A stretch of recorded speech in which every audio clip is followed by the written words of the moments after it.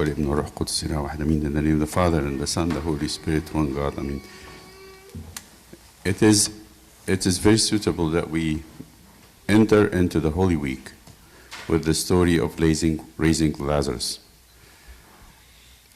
Not only because of the church tradition, but because the Gospels tells us so. The Gospel of St. John especially tells us this is how we enter the Holy Week. If you go to St. John's Gospel and you read the chapters, it's 21 chapters. You begin the Holy Week just before Palm Sunday, which is chapter 12. That's chapter 12 is the Palm Sunday. Chapter 11 is Lazarus. So it's important to understand that raising Lazarus is the beginning of the Holy Week. When you go back a little bit to chapters before, maybe chapter 9, it's the one man born blind. Again, the church follows. The last Sunday of Lent is the man born blind. And then immediately after the man born blind, before Palm Sunday, we have raising Lazarus. What is the point? There's great points here that I want us to be aware of it as Christians. It's very important that we understand that there is a big type, you can say a prophecy in action in the Old Testament, which is Passover. You all know, and we all grew up knowing the story of the 10 plagues in Egypt and how God sent them to free the people out of Egypt. And because of the stubbornness of Pharaoh, who was standing against all the wishes of God and Moses to let the people go, there has to be plagues. It's interesting to know that the first plague that God did in Egypt was turning water into blood.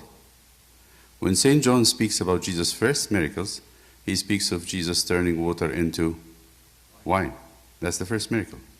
There's a hint here to those who are interested and knows the Bible that here's something happening that's parallel to the Exodus. Something very important happening like the Exodus.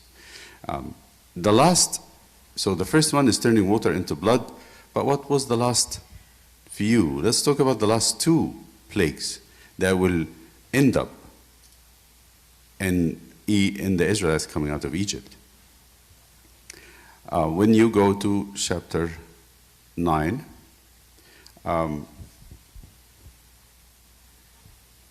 maybe 10,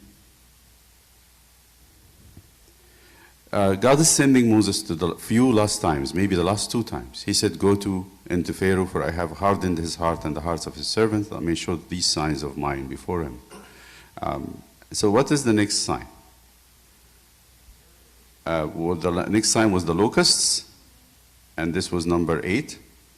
And then after the locusts, Pharaoh said, okay, I'll let them go. Just the men. Go the men out. Leave the women and the children. Leave the flocks. And then Moses said no. So he brought the locusts. Then Pharaoh said, okay, come back. Go men, women, and children, but leave the flocks. He said, I sent. Forgive me. Go, but go humans and leave the flocks. Then Moses said, no, we're not leaving without our flocks. We have to have sacrifices. So God said, go back to him, stretch your hand on the heaven of Egypt, and it will be dark, complete darkness. Only the Israelites will have light. While the darkness was there, the Pharaoh said, go and keep, that's what he said, keep your flocks. Just go men, women, children. And then Moses said, no, we're not going without our flocks. We have to have sacrifices. Then God said, that's it. Pharaoh said to Moses, don't ever see my face again. That day you see my face, I will kill you. And Moses said, good riddance. I don't want to see you again. That's actually good for me. I'm tired. After 10 times I visit and you argue with me and threaten me, I'm done. So he said, you have spoken well, I will never see your face again. Then comes chapter 11. What does chapter 11 says? He says, one more time. God is saying to Moses, be patient, give me one more time, and I will do something that Pharaoh will have to kick you out absolutely without return.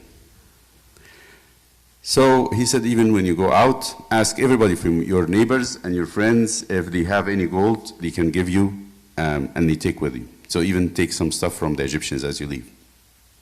And what is the last one? While it's still dark, the darkness never lifted. Actually, the book of Exodus doesn't say that the darkness actually was resolved. While it was still dark, God said, make a Passover. Get a lamb, kill it, because I'm going to kill all the firstborn children of Egypt, including Pharaoh and his servants. But for your children, for your firstborn, they would have life, and you need to have that Passover lamb in your house for 5 days. Get familiar with it. Then kill it at the twilight, at dusk of the 14th. Put the blood on the doors, and your kids will not die. There's a great parallelism here, because they left. They left after that. Egypt was emptied of the Jews. The Israelites were actually completely out. So what's the parallelism? It's very simple. So in St. John's Gospel, he puts the blind man at chapter 9, which is blindness is darkness. In the darkness, you cannot see anything. There's no difference between blind people and seeing people in darkness.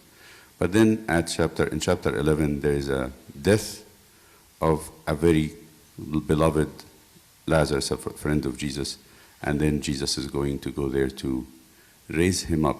But at what cost? What would be the cost of raising Lazarus? So there's an exchange in the Gospel of St. John. He says Lazarus is all of us. It's all of us. For Lazarus to live, Jesus have to go to Bethany, which is closer to Jerusalem. And then by this raising of Lazarus, there will be a firm decision by the leaders in Israel, by the leaders of Jerusalem, to kill Jesus. A firm decision. They're not going to go back on it. They were very determined. He said, we cannot let this happen. And it's in chapter 11. So St. John is telling us, every few chapters here, Passover of the Jews was near. Passover of the Jews was near. As if the Passover was the plan, was the backbone of the Gospel of St. John. And Passover is Holy Week. It's Pascha. So for Lazarus to have life, Jesus have to die. Not only Lazarus, that's the Gospel saying, not only that one, but also all the children of God that's scattered abroad. So we get this parallelism. In the old times there was plagues, death, famine, boils, sickness, and then the death of the precious firstborn. Then people of God got out by striking Egypt with plagues.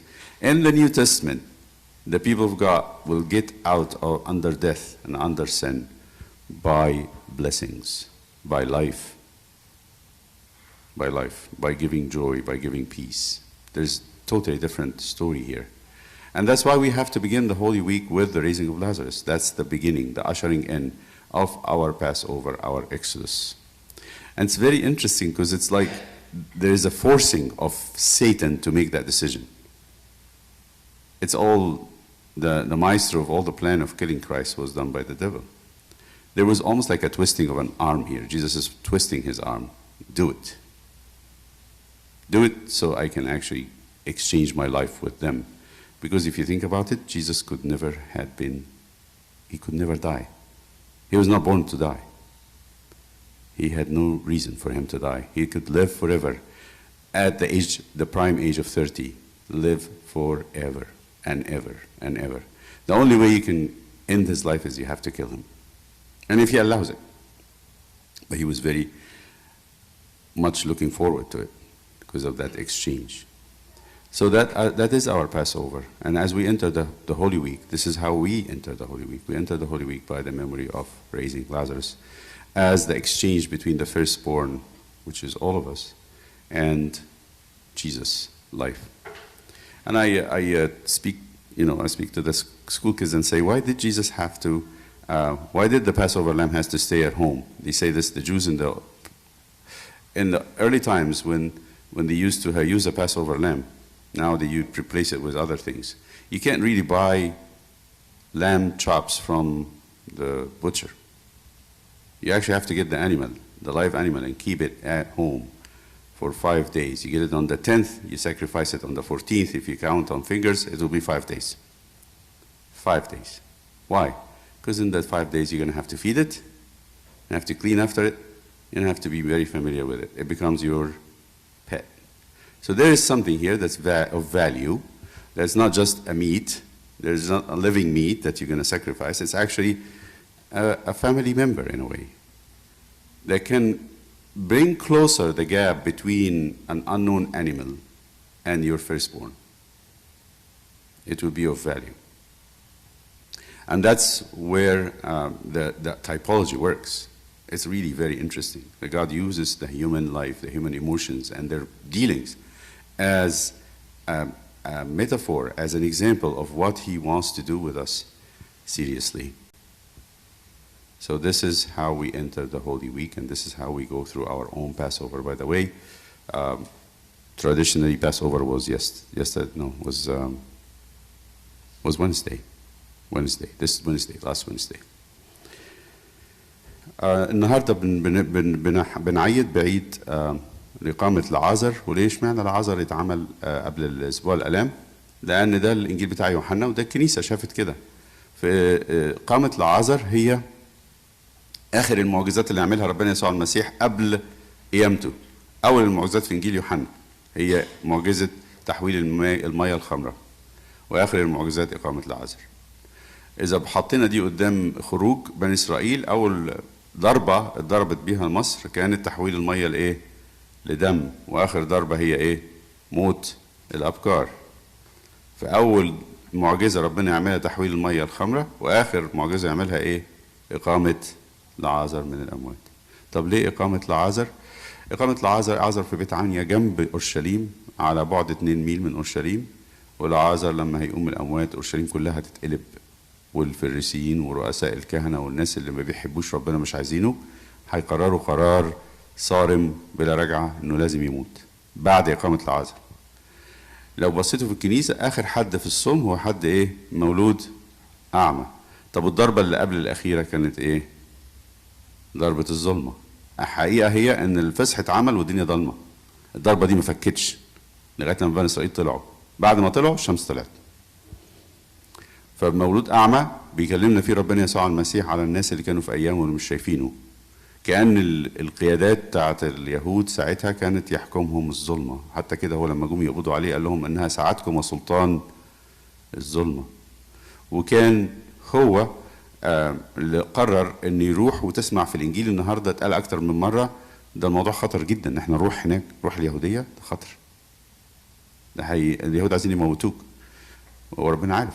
ده هو رايح عشان ايه؟ عشان يموت. طب هيعملها ازاي؟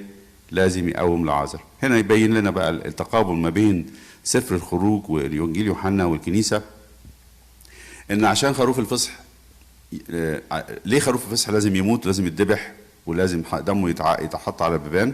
عشان الابكار يحصل لهم ايه؟ يعيشوا. فكان لازم ربنا يسوع المسيح يروح اورشليم عشان لعازر يعيش، وهو في المقابل ايه؟ يموت. فالمقابله دي واضحه جدا. وكان الفصح قريب، هو عملها مظبوط جدا. وكان احنا في الاسبوع الالم بتاعنا بنخش الفصح بتاعنا بنفس الطريقه. لابد احنا كلنا عشان نعيش وناخد الحياه بتاعت ربنا من ايدينه هو شخصيا، لازم ان احنا نقدمه هو شخصيا للموت عشان احنا نعيش. وده اللي بيحصل في الكنيسه كل اسبوع، ان احنا بنقدم ربنا يسوع المسيح عشان من اجل حياته الذي ايه بيقول كده من اجل حياه العالم. والقديس يوحنا قالها في الانجيل بتاعه. فكأن اقامه لعازر هي اخر ضربه. هنا مش هتبقى ضربه، هتبقى اخر بركه، لان هنا ما بيموتش حد، ربنا بيقوم حد. وفي المقابل هو خروف الفصح اللي هيموت عشان خاطر الحياه دي تعطى لينا. بنسال خروف الفصح ليه كان لازم يقعد؟ ربنا دخل اورشليم 5 ايام من الحد للجمعه، ليه لازم يقعد 5 ايام في البيت خروف الفصح؟ فالإجابة بسيطة، هي إن لو إحنا بناكل لحمة طول الوقت، اللحمة دي جاية من حيوانات إحنا ما نعرفهاش وما لناش أي علاقة بيها، هي مجرد أكل. لكن لما خروف يصحى يقعد في البيت ويهتموا بيه 5 أيام، يأكلوه ويشربوه وينضفوا وراه، إيه اللي بيحصل؟ الواحد بيقرب منه، يبقى زي حد من البيت، فيبقى قرب المسافة، لأنه هيعوض مين؟ تمن مين ده؟ تمن عيل من العيال. فعشان يبقى تمن قريب من الحاجة اللي احنا هنشتريها، يبقى لازم يبقى له قيمة، ما يبقاش حيوان واخدينه من الزريبة أو جايبينه من عند الجزار، ما ينفعش. فلازم يقرب شوية، وهو ده اللي ربنا يسوع المسيح عمله، انه قرب منا وبقى جزء منا. هو قعد مع تلاميذه قد كده، وكان له تمن كبير جدا عندهم، فليه تمنه هو حياتهم هم، حياتهم. فدي حياة بحياة. حاجة اللي عايز انهي بيها ان ربنا يسوع المسيح حياته اللي هو بيديها لنا دي ما كانش المفروض تموت. انا فكرنا برضه، افكركم ان ربنا يسوع المسيح ما كانش هيعجز بعد سن 30 سنه لما يكمل النمو بتاعه كراجل، هيفضل الى الابد الاف وملايين من السنين لو ما حصلوش حاجه من غير ما يعجز. لا يمكن، مش هيتغير. يبقى بالتالي هو لما يدينا الحياه دي، عندنا امكانيه لا نهائيه للحياه لكل الناس اللي يقدروا ياخدوا منه، طالما هو عنده حياه لا نهائيه. فهو خروف الفصح بتاعنا، وده اللي كان ربنا عايز يقوله في العهد القديم لاسرائيل، وده اللي بياكده لنا يوحنا في الانجيل بتاعه، واللي الكنيسه بتاكده لنا، ان احنا لازم ننهي الصوم بالحد المولود اعمى، ضربه الظلمه، ونبدا اسبوع الالام باقامه لعازر، وبكده ندخل الفصح بتاعنا احنا. لإلهنا كل مجد، الآب والابن والروح القدس إله واحد آمين. كان في ترنيمة حلوة قبل ما نخش القداس ونعمل مرد، في ترنيمة جميلة اللي بتعني هنقول منها شوية بس مش كتير، بتاعت هي من طقس الكنيسة البيزنطية. ترنيمة حلوة، يا ريت لو نقدر نقولها مع بعض حتى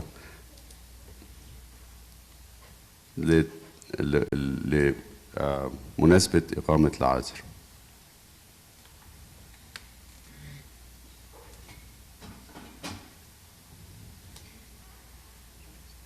هي بالعربي والإنجليزي. In English and Arabic, it's a song from the Byzantine Church, beautiful song for Bethany, for the raising of Lazarus.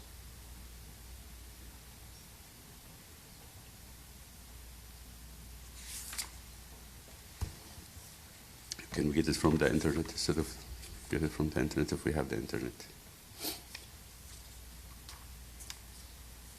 We'll just get few verses, not the whole thing.